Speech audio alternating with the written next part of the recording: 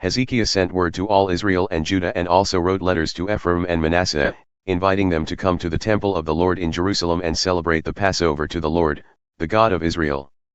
The king and his officials and the whole assembly in Jerusalem decided to celebrate the Passover in the 2nd month. They had not been able to celebrate it at the regular time because not enough priests had consecrated themselves and the people had not assembled in Jerusalem. The plan seemed right both to the king and to the whole assembly. They decided to send a proclamation throughout Israel, from Beersheba to Dan, calling the people to come to Jerusalem and celebrate the Passover to the Lord, the God of Israel. It had not been celebrated in large numbers according to what was written.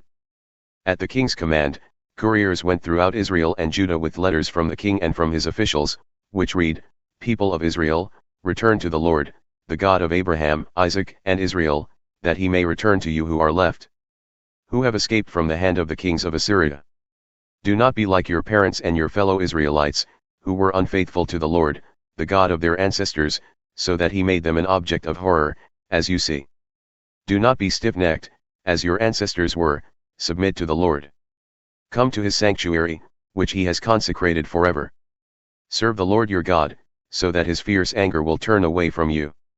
If you return to the Lord, then your fellow Israelites and your children will be shown compassion by their captors and will return to this land, for the Lord your God is gracious and compassionate.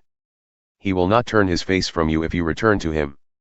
The couriers went from town to town in Ephraim and Manasseh, as far as Zebulun, but people scorned and ridiculed them. Nevertheless, some from Asher, Manasseh, and Zebulun humbled themselves and went to Jerusalem. Also in Judah the hand of God was on the people to give them unity of mind to carry out what the king and his officials had ordered, following the word of the Lord. A very large crowd of people assembled in Jerusalem to celebrate the Festival of Unleavened Bread in the 2nd month. They removed the altars in Jerusalem and cleared away the incense altars and threw them into the Kidron Valley. They slaughtered the Passover lamb on the 14th day of the 2nd month. The priests and the Levites were ashamed and consecrated themselves and brought burnt offerings to the temple of the Lord. Then they took up their regular positions as prescribed in the law of Moses the man of God. The priests splashed against the altar the blood handed to them by the Levites.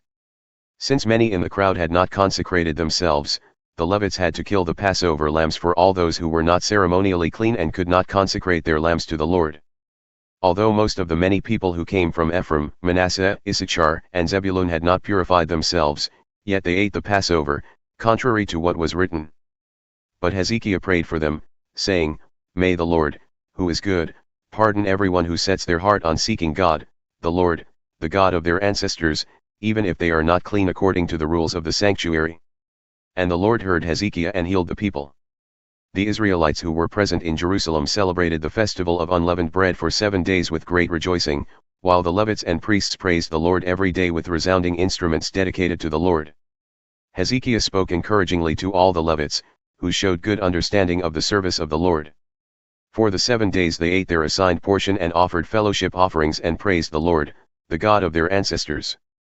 The whole assembly then agreed to celebrate the festival 7 more days, so for another 7 days they celebrated joyfully. Hezekiah king of Judah provided 1,000 bulls and 7,000 sheep and goats for the assembly, and the officials provided them with 1,000 bulls and 10,000 sheep and goats. A great number of priests consecrated themselves. The entire assembly of Judah rejoiced, along with the priests and Levites and all who had assembled from Israel, including the foreigners who had come from Israel and also those who resided in Judah. There was great joy in Jerusalem, for since the days of Solomon son of David king of Israel there had been nothing like this in Jerusalem. The priests and the Levites stood to bless the people, and God heard them, for their prayer reached heaven, his holy dwelling place. When all this had ended, the Israelites who were there went out to the towns of Judah, smashed the sacred stones and cut down the Asherah poles. They destroyed the high places and the altars throughout Judah and Benjamin and in Ephraim and Manasseh. After they had destroyed all of them, the Israelites returned to their own towns and to their own property. Hezekiah assigned the priests and Levites to divisions, each of them according to their duties as priests or Levites, to offer burnt offerings and fellowship offerings, to minister, to give thanks and to sing praises at the gates of the Lord's dwelling. The king contributed from his own possessions for the morning and evening burnt offerings and for the burnt offerings on the Sabbaths, at the new moons and at the appointed festivals as written in the law of the Lord. He ordered the people living in Jerusalem to give the portion due the priests and Levites so they could devote themselves to the law of the Lord.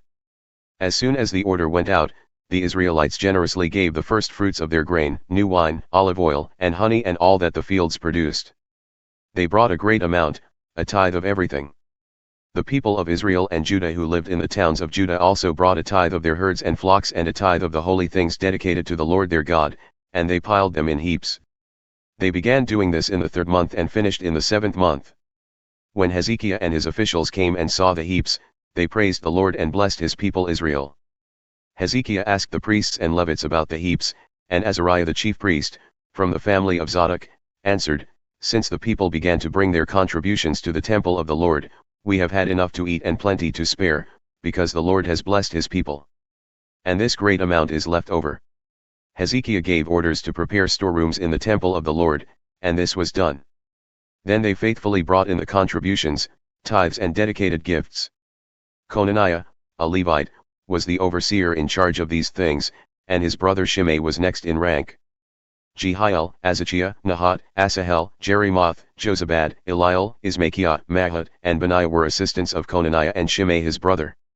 All these served by appointment of King Hezekiah and Azariah the official in charge of the temple of God.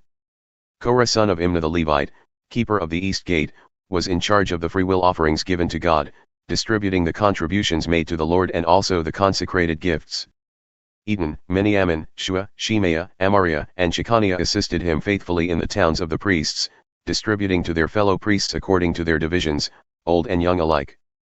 In addition, they distributed to the males 3 years old or more whose names were in the genealogical records, all who would enter the temple of the Lord to perform the daily duties of their various tasks, according to their responsibilities and their divisions. And they distributed to the priests enrolled by their families in the genealogical records and likewise to the Levites 20 years old or more, according to their responsibilities and their divisions. They included all the little ones, the wives, and the sons and daughters of the whole community listed in these genealogical records. For they were faithful in consecrating themselves. As for the priests, the descendants of Aaron, who lived on the farmlands around their towns or in any other towns, men were designated by name to distribute portions to every male among them and to all who were recorded in the genealogies of the Levites. This is what Hezekiah did throughout Judah, doing what was good and right and faithful before the Lord his God. In everything that he undertook in the service of God's temple and in obedience to the law and the commands, he sought his God and worked wholeheartedly. And so he prospered.